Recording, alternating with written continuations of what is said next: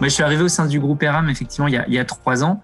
Je suis pas forcément un expert en ACV ou en éco-conception. Par contre, j'ai pas mal relié finalement tous les sujets que j'accompagnais à l'innovation durable parce que je suis arrivé à un moment assez stratégique dans le groupe d'un projet d'entreprise qui s'appelle Change for Good chez nous, qui est un peu la colonne vertébrale qui tend à nous bousculer un petit peu sur nos modes de fonctionnement actuels pour progressivement faire changer un petit peu à la fois nos façons de produire, nos façons de communiquer, que ce soit avec les acteurs de la chaîne de valeur et donc nos sous-traitants ou en magasin.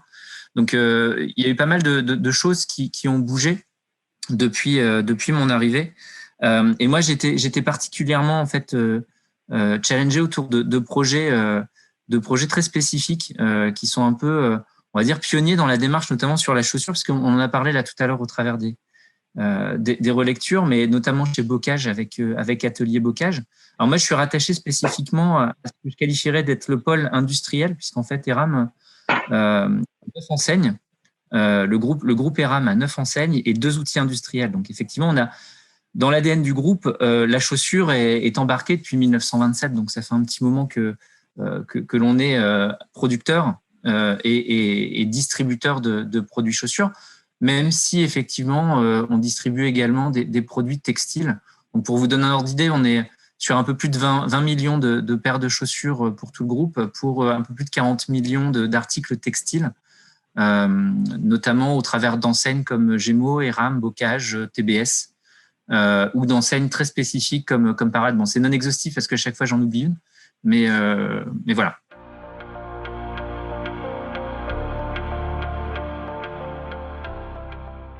On a donc ce projet Change for Good. Donc l'économie de fonctionnalité est un levier en fait qui nous a permis de nous sensibiliser à l'approche. Et puis progressivement, on a structuré un peu nos démarches pour essayer de nous sensibiliser à l'éco-conception, qui était au début un peu une boîte de Pandore quand on a commencé à l'ouvrir, parce que l'éco-conception on l'utilise à toutes les sauces. C'est un terme qu'on utilise, que l'on voit dans beaucoup d'arguments commerciaux, sans vraiment savoir ce qui se cache derrière. Donc, je pense que c'était la première chose qui était importante, c'est de définir les bons termes et définir l'éco-conception. Alors, moi, je qualifie plutôt une démarche plus qu'un produit éco-conçu. On va plutôt parler chez nous d'offres responsables, mais je reviendrai peut-être un peu après pourquoi. Mais au travers là, du petit atelier qu'on a vu ensemble, finalement, de manière assez intuitive, eh bien, en fait, on a mené toutes ces actions-là. On a eu un deuxième grosse action chez nous qui s'est menée l'an passé, c'est notre bilan carbone. Le bilan carbone était assez... tout à l'heure, on parlait de poser les volumétries de consommation de matière ou de bassin de production. Ça nous a permis déjà de poser un peu les choses, puisqu'en fait, on s'est rendu compte qu'on avait énormément de données dans le groupe, mais qu'elles n'étaient pas forcément reliées les unes aux autres. Et je pense que ça, c'est assez clé. La maîtrise de la data dans un groupe ERAM, c'est important. Et donc, de pouvoir les ordonner de manière intelligente, intelligible, pour pouvoir justement poser une photographie à l'instant T et voir quelle est la consommation de matière, où en sommes-nous sur nos zones géographiques de fabrication. On parlait de traçabilité. Voilà, tous ces sujets-là sont aujourd'hui des chantiers. Alors, bien sûr, on ne peut pas courir tous les lièvres, donc c'est un petit peu l'objectif d'être dans les 80-20. Mais on a mis en exergue certains chantiers qui vont nous permettre d'avoir une stratégie sur cette démarche d'éco-conception.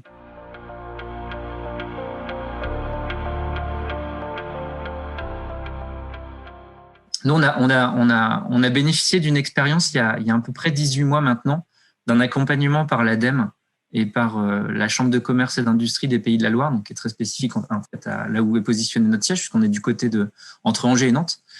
Ça nous a permis de nous sensibiliser à la méthode d'ACV, donc de l'analyse de cycle de vie d'un produit. Et on a décidé d'axer à la fois sur la chaussure et sur le textile, sur des produits assez, iconiques, ou en tout cas à haut volume chez nous.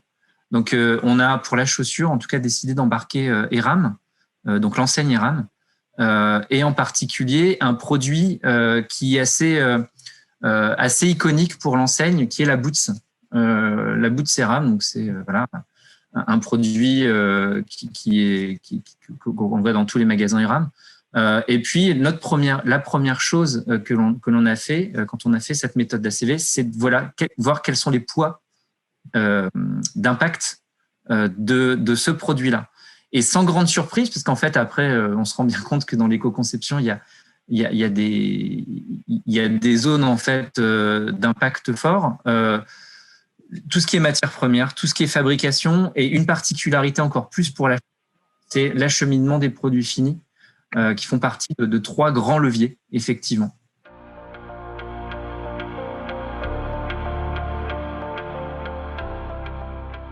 Alors oui, bassin de fabrication, alors je l'associe un peu à sans doute la prochaine question, c'est l'aspect logistique. En fait, les deux sont plus ou moins en lien, en compte. J'ai envie de dire que dans le groupe, en fait, on a vécu plusieurs phases, peut-être un petit peu comme beaucoup de metteurs en marché dans le métier de la mode. Un aspect beaucoup tourné autour de l'innocuité, beaucoup après tourné sur une phase très compliance, le drame du Rana Plaza, enfin tous ces soucis qui nous ont mis aussi un peu le pied à l'étrier pour travailler sur la compliance auprès de nos fournisseurs. Et puis aujourd'hui, on vit cette époque effectivement sur le prisme environnemental. Donc finalement, on s'appuie déjà sur 2 piliers qui avaient été mis en place, la compliance et l'innocuité. Et aujourd'hui, dans la stratégie un peu plus environnementale, eh bien finalement, on se rend compte qu'on a besoin d'une meilleure traçabilité, non pas seulement des opérateurs de rang N-1. Donc quand je parle d'opérateurs de rang N-1, ce sont tous nos fabricants de produits finis, mais encore plus aujourd'hui de la traçabilité des opérateurs de rang N-2, donc tout ce qui va être matière première ou produits semi-finis. Et on a besoin de connaître finalement le mode d'acheminement qu'il peut y avoir entre ces fournisseurs de rang N-2, de rang N-1, l'expédition de ces produits finis jusqu'à chez nous. Et donc finalement, tout ça est intimement lié, puisque en fonction de nos enseignes, on a des enseignes qui sont beaucoup plus positionnées sur le Made in France, l'Euromed, l'Europe, versus des bases asiatiques. On est quand même, nous, si je prends des enseignes comme Gémeaux chez nous, beaucoup dans le mass market. Donc, ce que l'on veut, ce que l'on tente d'essayer de prouver aussi, c'est que cette démarche d'éco-conception ne doit pas opposer non plus le mass market avec la démarche d'éco-conception. Et tout est question finalement à la fois de proximité d'acheminement des matières premières versus les bassins d'assemblage, ce mode de transport entre chacune de ces étapes. Donc voilà, c'est une équation assez complexe, mais finalement on a des pistes pour chacune des problématiques.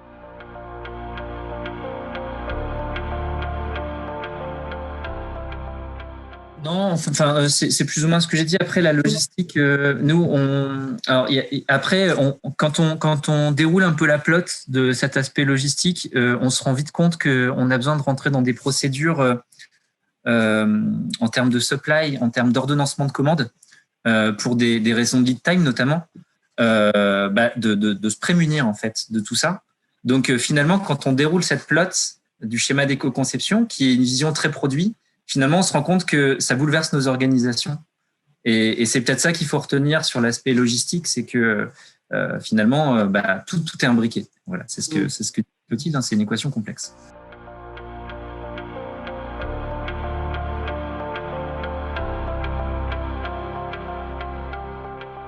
Là-dessus, en fait, nous, on est vraiment sur un cours d'apprentissage sur ce sujet-là. C'est-à-dire qu'on n'a pas toutes les réponses. À date, ce que je peux vous dire, c'est que la méthode d'ACV reste quand même une démarche assez lourde à mettre de manière systémique dans une entreprise. Il y a des sujets qui pointent le bout de leur nez, comme l'affichage environnemental. On m'a demandé de pas en parler forcément, mais que je qualifierais plutôt d'ACV simplifié pour ma part, puisqu'en fait, on est sur des systèmes d'hypothèses qui peut-être déjà, de manière systémique, peuvent être intégrés dans une entreprise. Et puis, il y a toute une question, j'en parlerai peut-être en phase 2, mais aujourd'hui, de définir des indices, des ABAC, définir des checklists avec l'équipe de l'offre pour justement orienter, arbitrer sur des choix. Donc, nous, on est vraiment sur cette phase où on définit des outils un seul et même mot d'ordre, je pense que c'est agilité et simplicité, parce que les équipes n'ont pas forcément au quotidien vocation à être tous des ACVistes ou tous des ingénieurs environnement, et tant mieux, à la limite, mais c'est justement leur apporter des outils qui simplifient les démarches, justement pour faire des choix rapidement.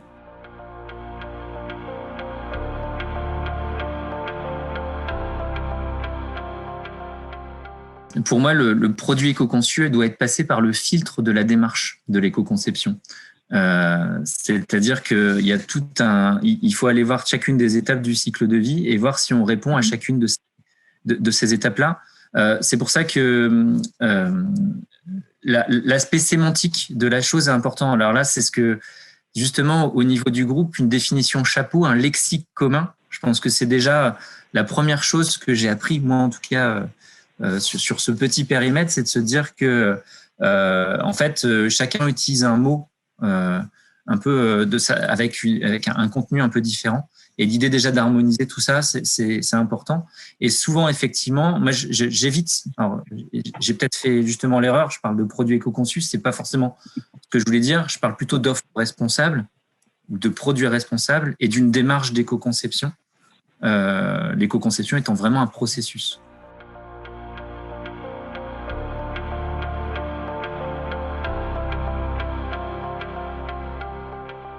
Moi, ce que je retiens en fait dans le processus d'éco-conception, c'est que ça ne demande qu'à vivre. C'est-à-dire que la définition que je vais donner aujourd'hui sera peut-être pas la définition de demain sur mon périmètre.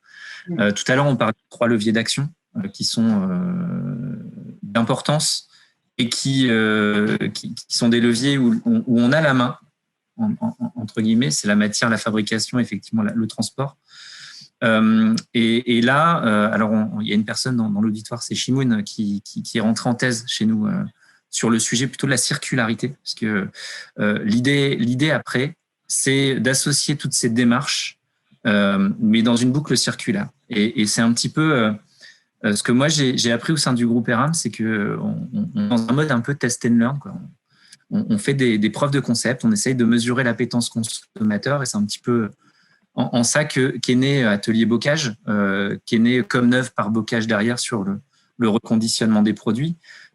C'est comment associer des choses qui, a priori, sont pas forcément ou sont compliquées dans un contexte économique un peu complexe. J'entends par exemple le Made in France, le maintien des savoir-faire, tout ce qui va être association bassin de consommation et bassin de production de proximité, en tout cas en France. Et là, c'était avoir l'opportunité de travailler pour Bocage avec son outil industriel de proximité, et donc d'associer ses savoir-faire pour travailler au reconditionnement des produits vers une offre de seconde main. Donc ça, finalement, ça a été une première un premier électrochoc, entre guillemets, parce que ça permet de travailler sur nouvelles opportunités économiques qui sont en lien avec des attentes de consommateurs, en fait, vraiment. Et puis, de fil en aiguille, en fait, on a commencé à se dire, là, on a des rebuts aujourd'hui, des produits qui sont incapables de les reprendre, de les reconditionner, ou alors on a des produits qui sont plutôt mass market, qui ne pourraient pas absorber le coût du reconditionnement. Donc, quelles sont les solutions qu'on vient proposer à ça? Alors, l'éco-conception, la démarche d'éco-conception doit entrer en œuvre. Et là, on dépasse le périmètre qu'on vient juste d'évoquer, puisqu'on va travailler sur des notions de concevoir un produit dont le but est de le réparer plus facilement, de concevoir un produit dont le but est de le recycler plus favorablement, et donc d'exploiter les matières premières secondaires issues du démantèlement. Et tout ça nous a permis de construire un petit peu à la fois des modèles avec nos enseignes. Alors, je vise TBS en particulier parce que on a mis en place l'année dernière un produit qui s'appelle la ressource, donc qui elle est conçue dont le but d'être recyclé, donc avec un de nos partenaires de semelle, d'éléments de semelage. Mais on a travaillé aussi sur des concepts de réparabilité. Alors, on a été épaulé aussi par eFashion sur le lancement d'une marque qui s'appelle Cécile, sur comment j'arrive à faciliter le démantèlement de ma semelle pour rechapper ma tige de ma semelle, la remettre en seconde main et recycler mes éléments de tige. Donc tout ça nous permet d'avoir différentes expérimentations et puis là d'arbitrer finalement, de choisir des orientations, d'être un peu le laboratoire qui puisse permettre de décliner des innovations au sein du groupe en fonction de l'ADN de chacune de nos enseignes. Nous, on s'est associés, donc ça fait 1 an, parce qu'on est persuadé aussi au niveau du groupe qu'on n'est pas seul à répondre à cette problématique. Il y a une problématique de filière, d'abord et avant tout. Il y a effectivement, on parle de collecte, de tri. C'est essentiel de savoir collecter, de savoir trier nos produits. Trier, mais pourquoi faire ? Et demain, de modifier nos offres pour que l'on puisse avoir des produits plus facilement démantelables. Donc aujourd'hui, nous, on s'est associé dans une chaire d'économie circulaire avec d'autres acteurs, comme Decathlon aussi, qui sont des acteurs de mass market, qui ont les mêmes ambitions aussi de travailler sur l'évolution de l'offre, dont le but est de travailler sur la recyclabilité et la revalorisation des produits.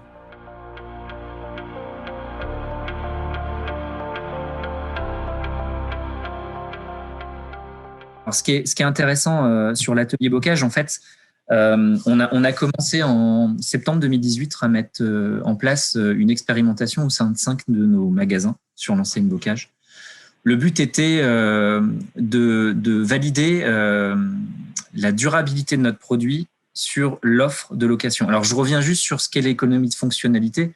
C'est la vente d'un produit, passage de la vente d'un produit à la vente d'un service délivré par le produit. Donc, en d'autres termes, ça veut dire quoi ? Ça veut dire que le client qui va bénéficier du produit ne sera pas propriétaire. Bocage reste propriétaire du produit. Donc, le modèle économique ne tient que si la durabilité en lien avec la location nous permette de positionner le produit en seconde main. C'est-à-dire que l'idée, ce n'est plus qu'il y ait un propriétaire sur un produit, mais qu'il y ait plusieurs propriétaires.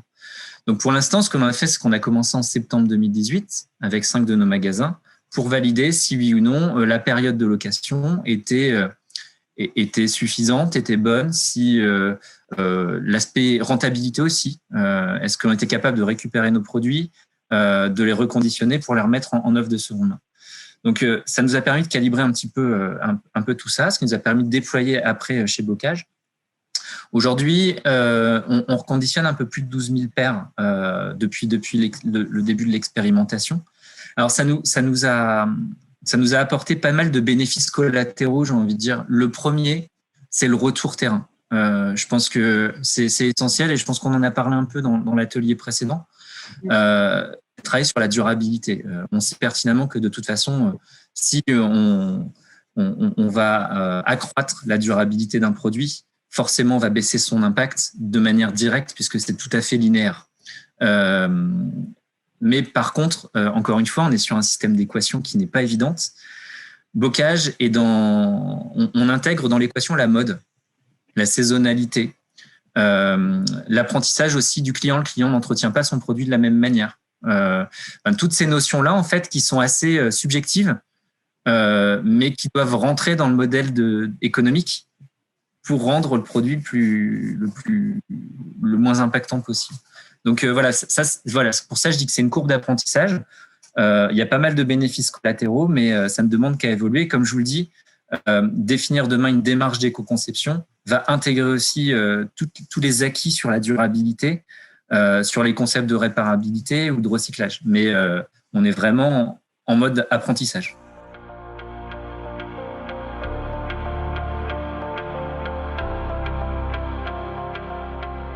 Le sujet n'est pas évident. Il est encore moins évident que dans le textile, je trouve, pour la diversité des composants, la diversité des modes d'assemblage que l'on peut avoir. Et puis toutes les pièces invisibles. C'est surtout ça. Finalement, je trouve que ce qui est plus compliqué, c'est toutes les pièces invisibles à traiter. Oui. Typiquement, alors soit on a les recettes que l'on va trouver de manière classique, et on l'a vu au travers de l'atelier sur les articles, notamment avec Soex qui développe des pilotes au recyclage industriel de la chaussure, donc qui donne un peu une sorte de checklist déjà sur ce qu'il faut faire en termes d'éco-conception. Alors, je crois qu'il dit de ne pas utiliser de pièces métalliques, d'éviter tout ce qui est pièces plastiques dures. Derrière la problématique, je pense qu'elle est plutôt au niveau du tri que vous allez faire de vos produits, de la collecte que vous allez générer pour la revalorisation. Parce qu'aujourd'hui, alors nous, on a eu cette expérience notamment avec TBS, la ressource. c'est qu'en fait, on est sur une voie de revalorisation qui est très spécifique et qui va être finalement conditionnée à une typologie de produit et qui ne va pas être universelle. Donc, en fait, ça va répondre à une famille de produits. Donc, toute la logique, en fait, j'ai envie de dire, et c'est ce qu'on est en train d'essayer de mettre en place au sein de la plateforme sur laquelle on s'est associé, la Charbali, c'est de considérer toute cette diversité. Et je ne pense pas, alors peut-être que je dirai le contraire dans un an, mais je ne pense pas qu'il y ait de solution vraiment universelle au recyclage d'une chaussure. Tout comme il n'y a pas de solution universelle au recyclage d'un textile. On a des voies pour le recyclage mécanique, des voies pour le recyclage chimique. On a des polyesters par voie thermique qui permettent de recycler, mais on n'a pas une voie universelle. Donc, je pense que c'est dans cette diversité de propositions qu'il va falloir qu'on trouve une rentabilité à tout ça.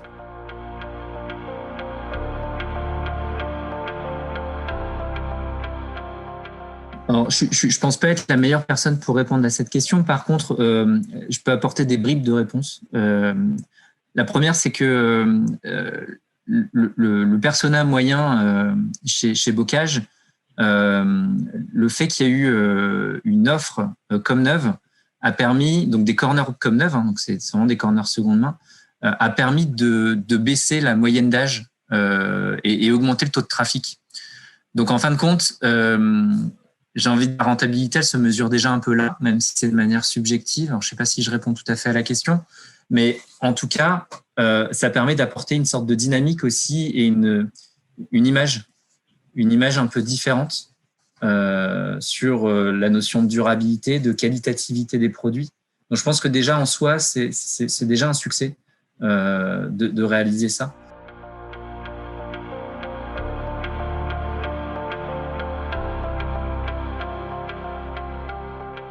Oui, effectivement, on le prend en compte et effectivement, on a eu cette démarche d'éco-conception, c'est-à-dire qu'on a gratté sur chaque étape pour essayer de voir qu'est-ce qu'on pouvait améliorer pour baisser cette empreinte. Typiquement, je prends juste un exemple sur le merch. Aujourd'hui, les paires sont directement mis en magasin sans boîte. Donc, comment s'affranchir du packaging, trouver un packaging qui soit en relation, en fin de compte, avec ce nouveau mode de mise en commercialisation. Après, pour vous donner un ordre d'idée, alors tout dépend de la zone de fabrication du produit, puisque un produit qui sera 100% fabriqué sur le bassin asiatique versus un produit européen va pas du tout avoir le même impact environnemental. Globalement, nous, on est parti du principe, quand on a évalué avec l'ADEME ce principe de reconditionnement, que l'on avait un gain on augmentait la durée de vie de notre produit. Donc, on a juste soustrait finalement l'impact environnemental du reconditionnement, qui est dû à deux aspects. Le premier, c'est je lève le frein de l'hygiène, donc comment je nettoie mon produit. Et le deuxième, c'est je le remets en forme. L'histoire, c'est de retravailler sur le chaussant et de supprimer le premier porté, puisqu'en fait, on déforme forcément le produit. Donc, on a travaillé sur ces deux leviers techniques, ce qui nous a permis de développer un brevet de process avec l'usine, justement pour qualifier tout ça. Et après, ça a été effectivement de faire une évaluation environnementale de ce reconditionnement. Et globalement, on est sur un gain. Alors, en termes de facteurs d'impact, sur le changement climatique, donc le kilogramme de CO2 équivalent, on est de l'ordre de 1 à 10, la fabrication d'une nouvelle paire et le reconditionnement.